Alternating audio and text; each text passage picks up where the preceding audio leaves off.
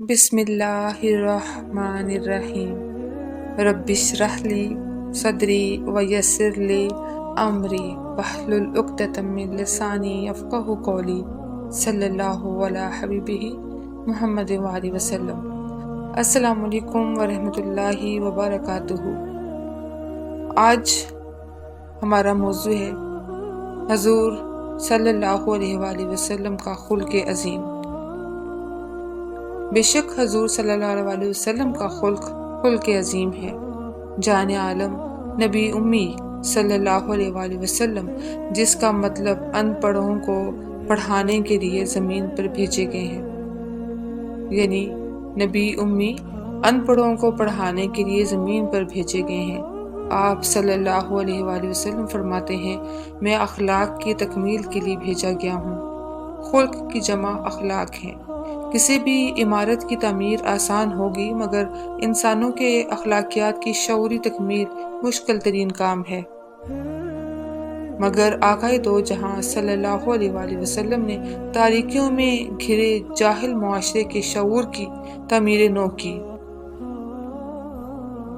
اخلاق کے بغیر انسان جانور ہے، اور حسن اخلاق انسان کے کردار کا روحانی لباس ہے، جس سے انسان کی پہچان ہوتی ہے۔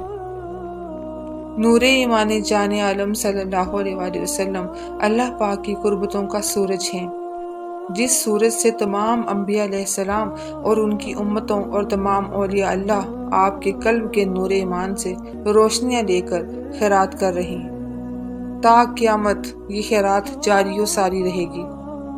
آپ صلی اللہ علیہ وآلہ وسلم نے نفرت کرنے والوں کو محبت کا پیغام دیا، بے لباسوں کو لباس دیا، بد اخلاقوں کو اخلاق دیا، بے نوروں کو نور دیا، بھوکوں کو کھانا کھلایا، جس نے برا بھلا کہا خاموشی اختیار کی، کم ظرف کو بھی مایوس نہ ہونے دیا، چرند پرند حشرات جن و انس سب پر مہربان رہے۔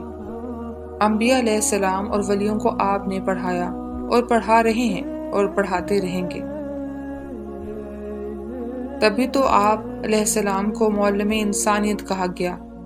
انسان کے قول و فعل، عمل، کردار کی تعمیر کرنے والے معلم صلی اللہ علیہ وآلہ وسلم، انبیاء علیہ السلام کے سردار سیدنا نور ایمان جان عالم صلی اللہ علیہ وسلم، محسن انسانیت کے پیکر، جلوہ قربت نور الہی عز و جل۔